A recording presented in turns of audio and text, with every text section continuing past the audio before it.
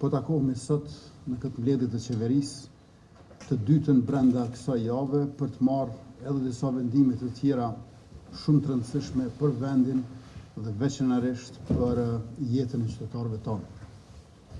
Në mbledhjen paraprake miratuam disa vendime me rëndësi, ndër të tjera projekt ligjin për byron për verifikimin dhe konfiskimin e pasurisë pa justifikueshme, vendimin për ndarjen e pagës së 13 për punonjësit që marrin pagë nga buxheti i vendit dhe po ashtu për ndarjen e 500.000 eurove për përfaqësuesën tonë në futboll.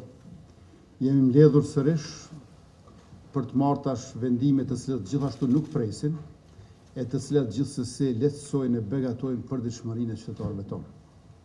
Të nderuar qytetarë, që prej vitit 2020 kur filluam të qeverisim, por pastaj edhe nga viti 2021 tutje kur u rikthyem në qeveri, jemi përballur me sfida të mëdha globale, sfida këto të cilat kanë vendosur në situata të rënduara edhe vendet më të zhvilluara.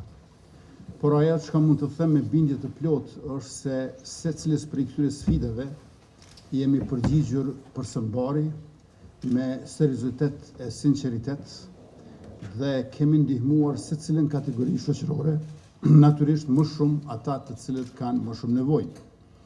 Në mandatin e kaluar, krahas përgjigjeve tona me pakun për përballje me inflacionin si masë urgjente në njërin anë, kemi nisur edhe iniciativën për krijimin e ligjit që në publik njihet si ligji për çmimet tavanore në tjetër. Kjo jo për ta penguar rritjen e zhvillimit të askujt, përkundrazi për të evituar keqpërdorimet në emër të krizave të vazhdueshme dhe rritjen apo fryrjen artificiale të çmimeve. Por ngjajshëm sikur shumë iniciativa të tjera, edhe ky ligj u pat sfiduar pas aprovimit në të dy leximet në Kuvendin e Republikës në gjykatën kushtetuese nga ana e opozitës. Dhe ja ku jemi shumë muaj pas me kriza të reja në sfond global që tash këto kriza e prekin edhe xhepin e qytetarëve tonë. Andaj po e risjellim për miratim këtë projekt ligj që vjen si përgjigje domosdoshme ndaj një realiteti e përvoje që qytetarët tonë kanë përjetuar. Rritje të papritura të çmimeve, paqartësi në treg dhe mungesë e mekanizmave efektiv për mbrojtje e ruajtje. Me këtë ligj ne nuk po hymë në tregun e lirë, por përkundrazi po e mbrojmë lirinë e tregut nga abuzimi. Ky projekt ligj vendos një balancë të domosdoshme ndërmjet funksionimit të lirë të tregut dhe përgjegjësisë së shtetit për të mbrojtur interesin publik në situata të jashtëzakonshme. Ai krijon instrumente të qarta për ndërhyrje të përkohshme, të targetuara dhe të bazuara në evidencë, në fakte, duke shmangur deformimet afatgjata të tregut. Përmes këtij mekanizmi sigurohet që çdo veprim i ndërmarrë të jetë proporcional dhe justifikuar në shërbim të stabilitetit ekonomik dhe mbrojtjes së konsumatorit. Njëkohësisht ky ligj rrit parashikueshmërinë për bizneset dhe garanton rregulla të barabarta për të gjithë aktorët në treg. Në thelb, kjo është një politikë që ndërton një ekonomi më të qëndrueshme dhe një shtet më të aftë për të përballuar sfidat e kohës. Ky ligj garanton furnizimin dhe çmimet përballueshme për produktet bazë në kohë krize, pastaj parandalon spekulimet dhe fitimet e pajustifikuara në kurriz të qytetarëve dhe më tej siguron reagim të shpejt institucional kur tregu destabilizohet. Për herë të parë krijojmë mekanizëm të pavarur, bordin, i cili vendos mbi bazën e të dhënave dhe interesit publik e kursesit të interesave të ngushta. Le të jemi të qartë, kjo nuk është risi vetëm për Kosovën. Shtetet e Bashkimit Evropian kanë mekanizma të tillë. Dallimi është se ne deri më tani na ka munguar zbatimi i ligjit të këtij në praktikë dhe qytetarët e kanë paguar këtë mungesë. Të nderuar kolegë, të dashur qytetarë, sot po ashtu po e risjellim edhe një tjetër ligj jetik për shëndetin e qytetarëve dhe shëndetësinë publike në përgjithësi. Edhe ky ligj po ashtu ka qenë i sfiduar nga opozita në gjykatën kushtetuese.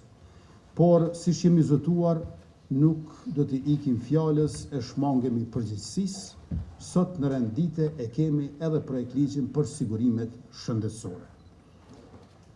Synimi ynë për të investuar në shërbime shëndetësore dhe për të garantuar sigurim publik shëndetësor me qëllim përmirësimin e cilësisë së jetës, do të konkretizohet me miratimin e projekt ligjit për sigurim shëndetësor.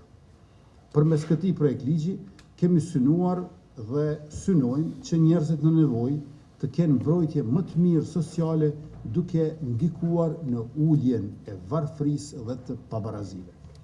Ky projekt ligj krijon edhe një mekanizëm të drejtë solidariteti shoqëror, ku secili kontribon sipas mundësisë dhe përfiton sipas nevojës, duke e bërë sistemin më gjithëpërfshirës dhe më të drejtë.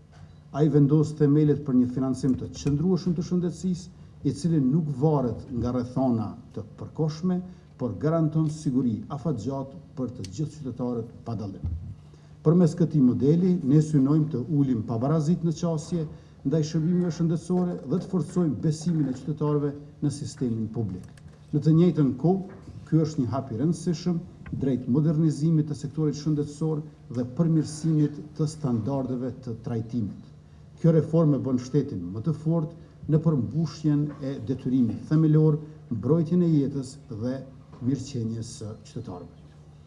Ashtu siç kemi deklaruar, projekt ligji për sigurimet shëndetësore do të kontribuojë në ruajtjen e shëndetit dhe në mirëqenien e të gjithë qytetarëve, duke reduktuar barrën financiare nga shpenzimet shëndetësore. Ju faleminderit.